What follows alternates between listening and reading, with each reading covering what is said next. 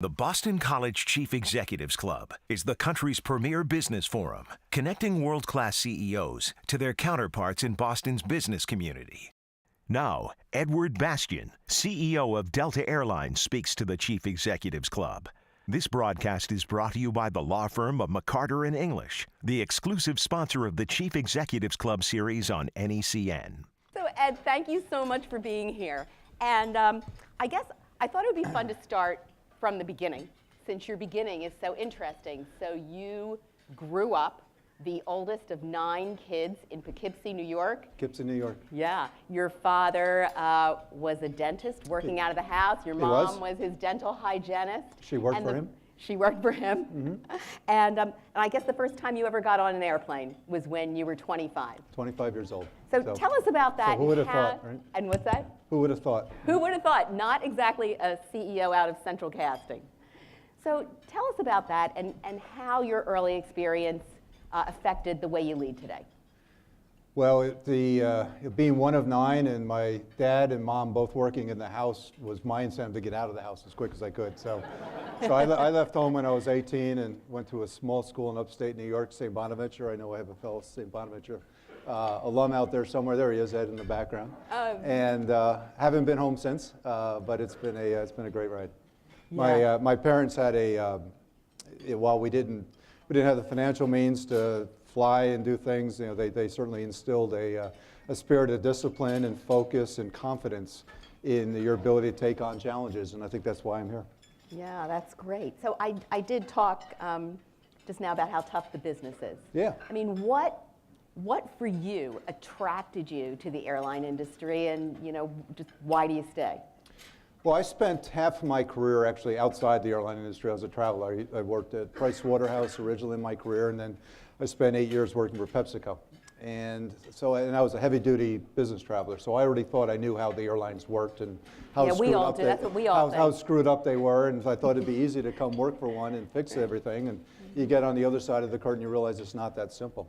But the airline industry does have a glamour to it. You're out on the edge. It's a global company. You're influenced by everything, or so it seems, that's going on in the world at large.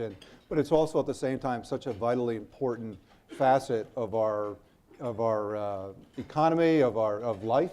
As I tell people, our mission in life is to make the world a smaller place. Yeah. And it's a noble mission. And when society today and the world of today seems so divisive and people are polarized and people are pulling away, it's our task actually to step into that, to build bridges, not walls.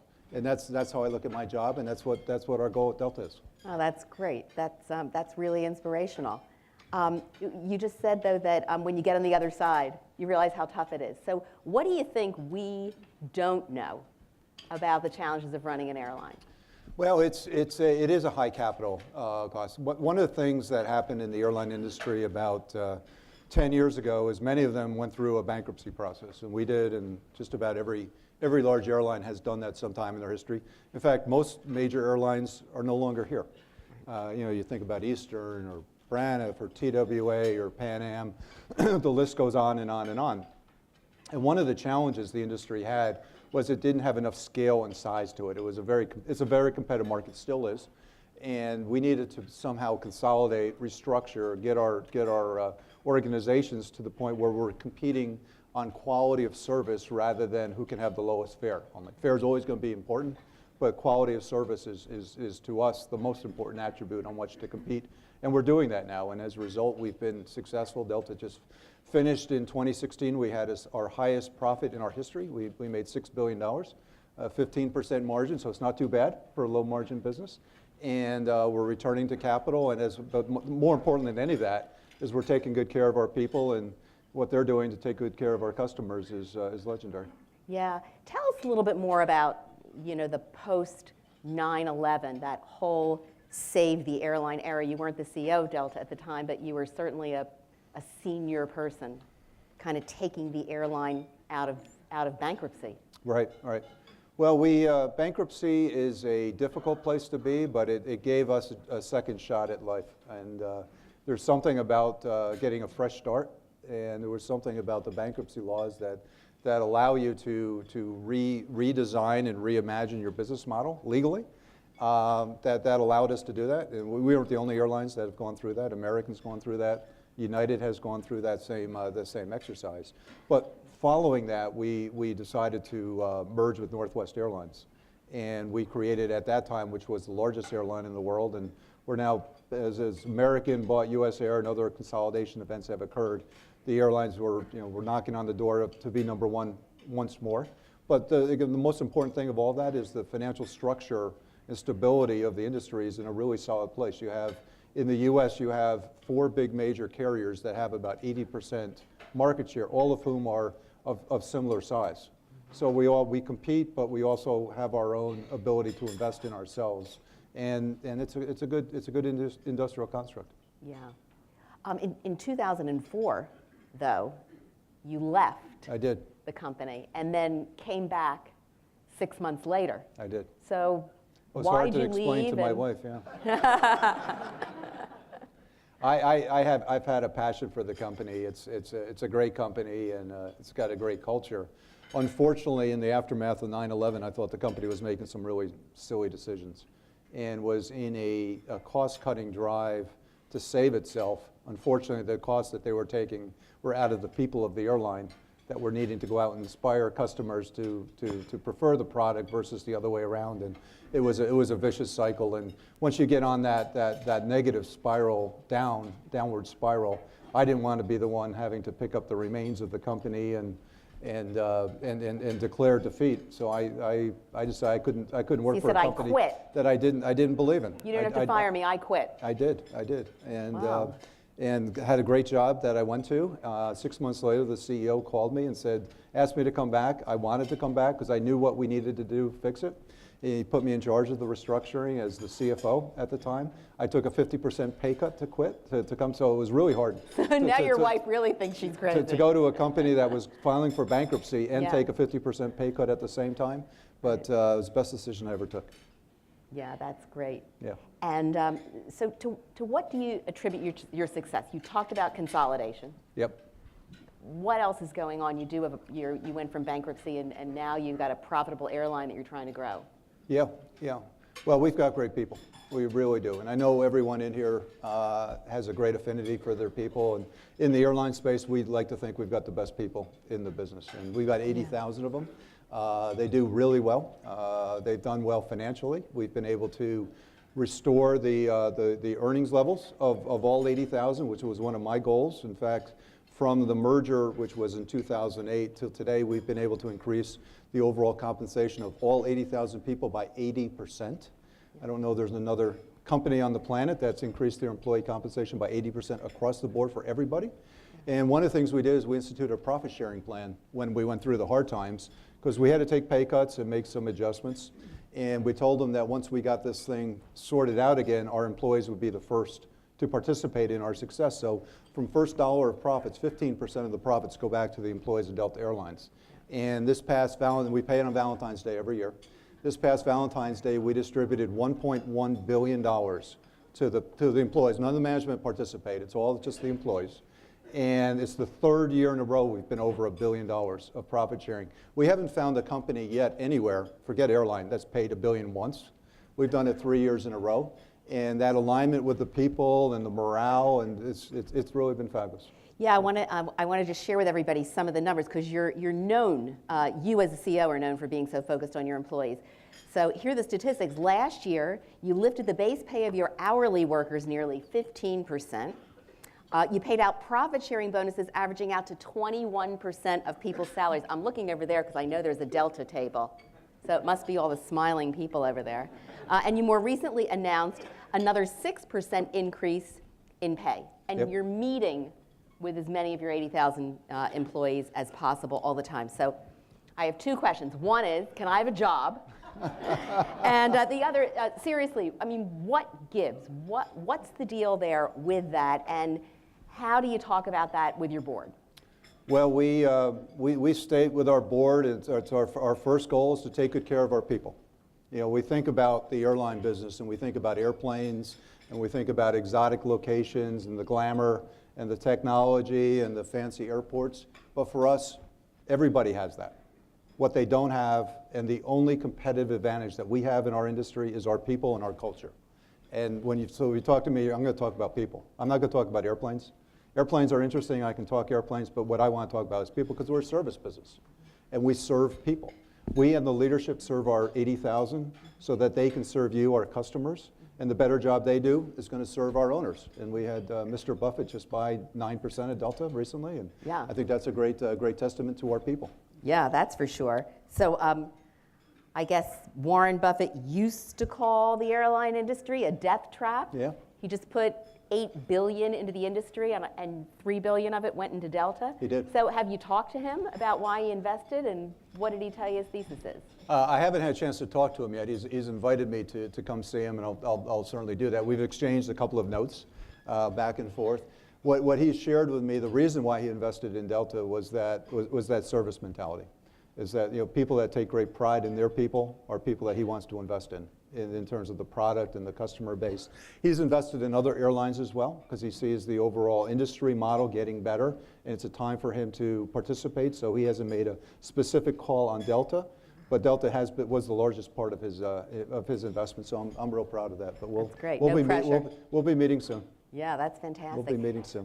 When you say that, I mean, that sounds easy, right? We have great people, and they have a service mentality, and we tell them they're the most important thing, and we reflect that in their paycheck.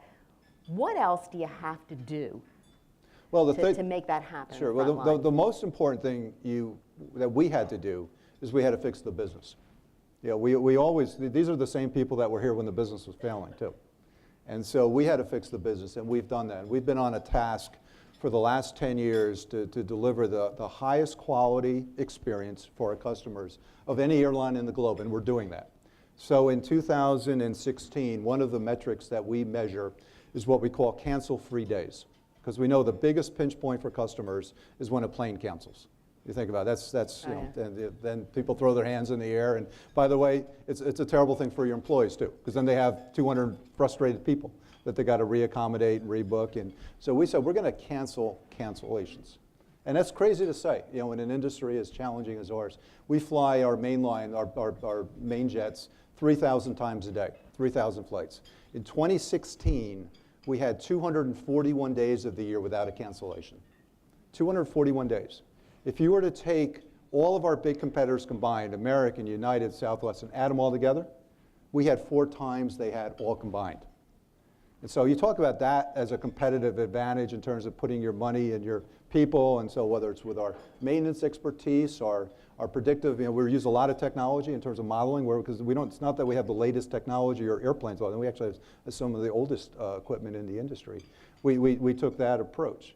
And then the next step is that, we've got to get people there on time. We know that the greatest correlation between customer satisfaction and Net Promoter Score, which is what we use to measure our customer evaluations, what I get evaluated, my bonus is based on how you think about us, is getting people there exactly on time.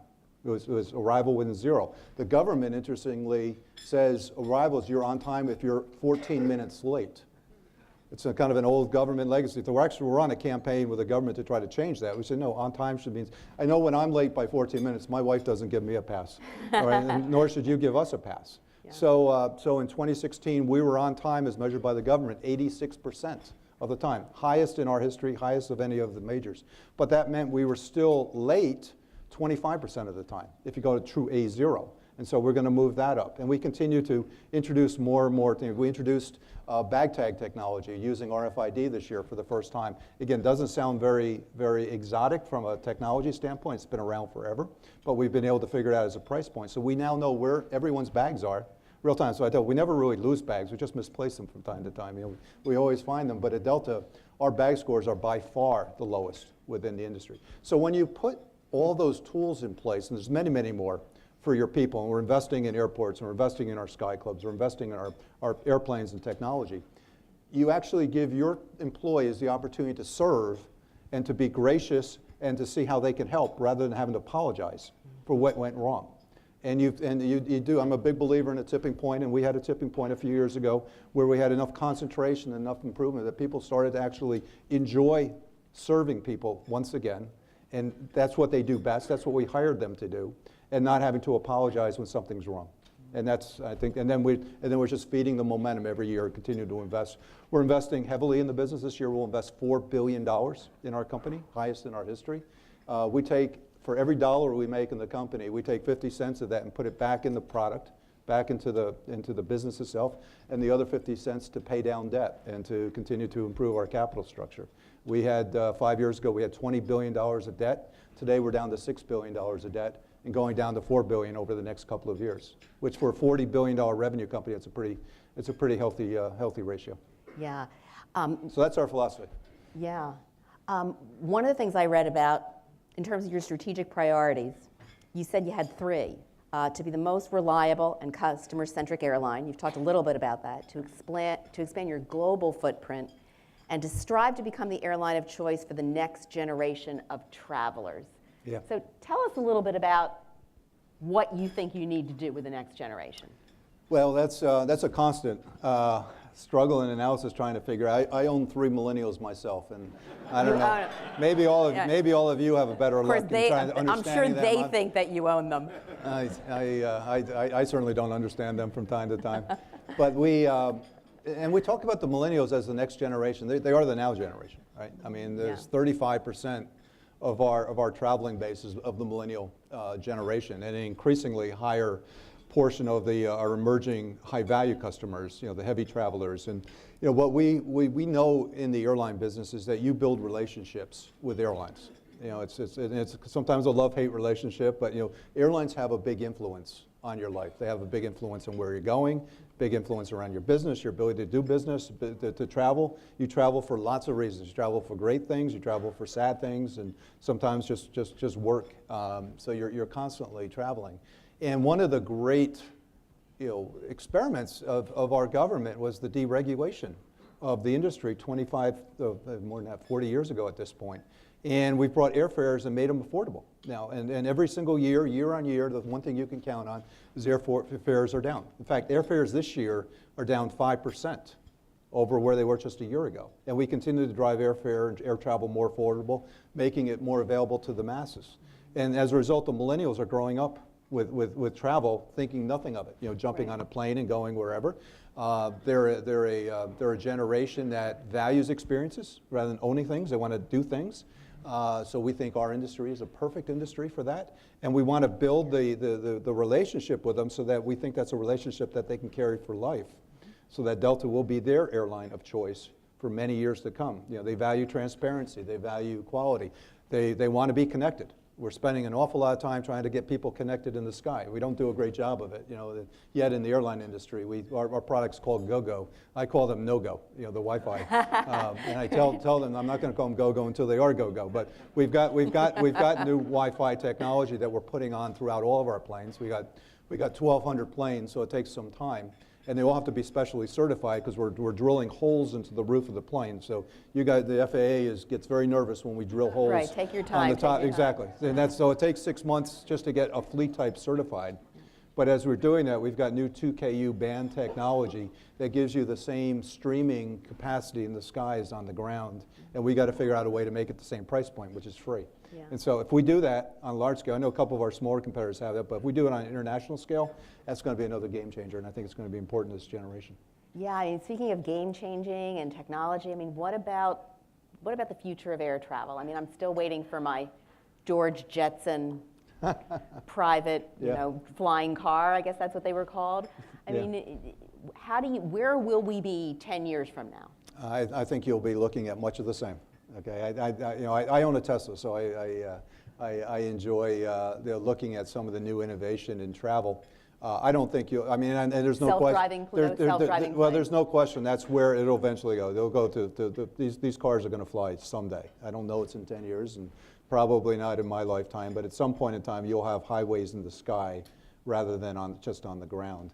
But the challenge with it is that we've made air travel affordable to the masses. This past year, we had 180 million customers that we served worldwide. Second highest in the globe, and this coming year I think will be the highest in the globe. We'll pass American.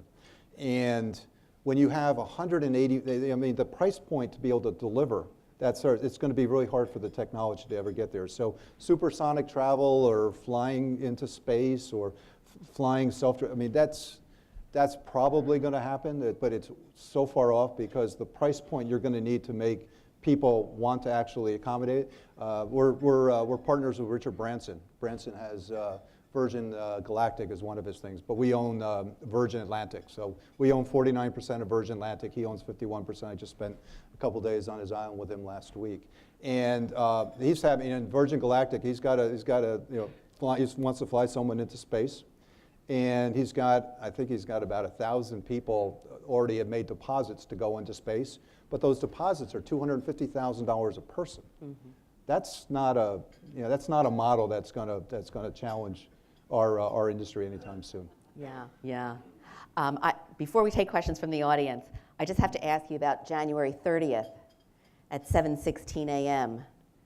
When the President of the United States tweeted it's in the midst of the yeah, that's right. So in the midst of the immigration ban, President Trump said, quote, only 109 people out of 325,000 were detained and held for questioning. The big problem at the airports was caused by the Delta computer outage. Yeah. How was that morning for you? You want me to say anything? Yeah, unfortunately, it was 48 hours after the immigration executive order had already come out. So it's kind of hard to understand how that was the impetus for people, protesting and picketing outside the airports. Listen, you smile and you go on. Yeah. You smile and you go on. A lot of people wanted me to stand up, and you just keep going. Yeah. You were among a group of airline leaders that met with the president a couple of weeks ago. I did. And, what was that like? Is there anything confidential that you'd like to share with us? This intimate group. He's he's the same person you see, on campaigning as well as in meeting, which listen, put personal politics aside, right?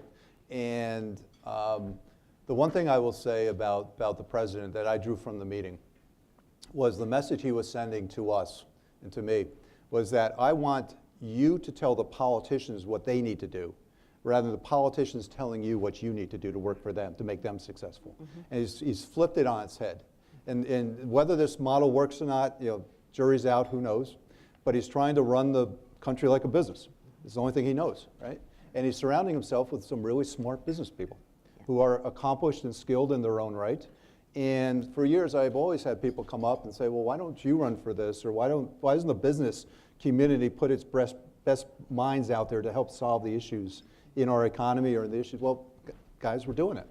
It's happening now. So we'll see how it goes. But it was an encouraging meeting. It was one that I think things will get done. I think it's probably going to take more time than expectations now. They don't have the people staffed, and the cabinet's departments are still looking for people to start working with. But there was a positive atmosphere, and as a business leader, for me to be in the White House with the president within less than a month of him being inaugurated was awesome. Yeah. Right? It was awesome. And unfortunately, we never had that experience with the prior administration. And I think this is an administration that we're going to do our very best to work with. Yeah. Did you talk about the privatization of air traffic controllers? We did. We talked about that. Talked about his $1 trillion infrastructure plan for the country. I've had a couple of meetings since with the fellows, the people that are starting to put that together. There's many things that we can do. Airport infrastructure needs to be improved in this country, and many of the cities and the communities are doing that. In fact, Delta's doing that. We're leading the way. We've got $12 billion of airport projects going on as we speak over the next 5 years. We're building the new LaGuardia together with Governor Cuomo and the Port Authority. We've got a new airport going up out in Los Angeles this spring. We're going to be moving to the other side of the field. A new airport in Salt Lake City, a new international terminal in Seattle, and a $6 billion renovation in Atlanta, Hartsfield-Jackson, the largest airport in the world. So we're doing what we say, and the public-private partnerships are a big part of that. The funding, but at the end of the day, all the funding has to come back. We pay for it all, because we're the ones that have to bring the customers in. It's our home, and we want to make it as accommodating. And the thing that I'm most excited about all that innovation is that we're going to be building the airports for tomorrow, not simply replacing the airports of today. This has been 30 years since we've had the opportunity to recreate the airport experience. When you think about it, everything that's happened in the past around security and the difficult, we can bring biometrics to play. We can take light technology sensors to help message people and get crowds moving in the better direction. We can bring new amenities to bear. We need to make the airport experience as accommodating as we can, because we know people spend a lot of time there. As our sky clubs need to be, clubs that people want to come to, a reason to fly Delta. So we're investing heavily in that, and air traffic control and the congestion in the sky is something that needs to be solved. Next gen technology, it's probably a $50 billion price tag. It's a huge price tag. It's a price tag that the government doesn't have funds for. But when you do the math and you realize the value that can be created in fuel efficiency and time and the environmental factors, we'll figure it out. We'll figure it out. But we don't have a government institution in place today that can accommodate such a long-range plan with funding that's guaranteed. Unfortunately, we keep having to go back through the same budgetary process with the FAA. They have to get reauthorized year after year, and you can't run a long-term project with a short-term budget like that. Yeah. Do you spend time thinking about the TSA part? I mean, that is part of your customer I experience. do. I spend a lot of time. While the TSA owns the experience, we own the customers. So that's just a part of the travel ribbon. So we try to do our very best. And they have done, I'll give you credit, they have done a tremendous amount in the last part of last year. Last summer everyone was worried that TSA the lines were starting to get long and they had screwed up the staffing formula. Well, we sit on them airport by airport to make sure, and I know Boston here is one of the more challenging line waits and infrastructure, and we're still spending time working with the airports and TSA to improve upon that. But we brought innovation lanes into our airport down in Atlanta, and we're in the process of rolling them out throughout all of the system, where you can have 5 people taking their stuff off or things out of their bags all at the same time, and it all going into a central chute rather than kind of having this sequential one by one and somebody going through and somebody trips something and stopping the line. We've shown that we can accelerate the throughput by 50% with the existing space, with the existing personnel, with the new technology. Delta paid for it. We put $10 million of our own capital. Even though it's supposedly government funded, we're still waiting to get the check back. We don't care, because we know what our customers want, and that's a real important technology. But as we're redesigning airports for the future, we're going to be involved in that. But biometrics, I think, are going to be a big key. Yeah. To be smart screening, not just random, which is unfortunately the way it gets done today. Boston College Chief Executives Club is the country's premier business forum, connecting world-class CEOs to their counterparts in Boston's business community. This broadcast is brought to you by the law firm of McCarter and English, the exclusive sponsor of the Chief Executives Club on NECN.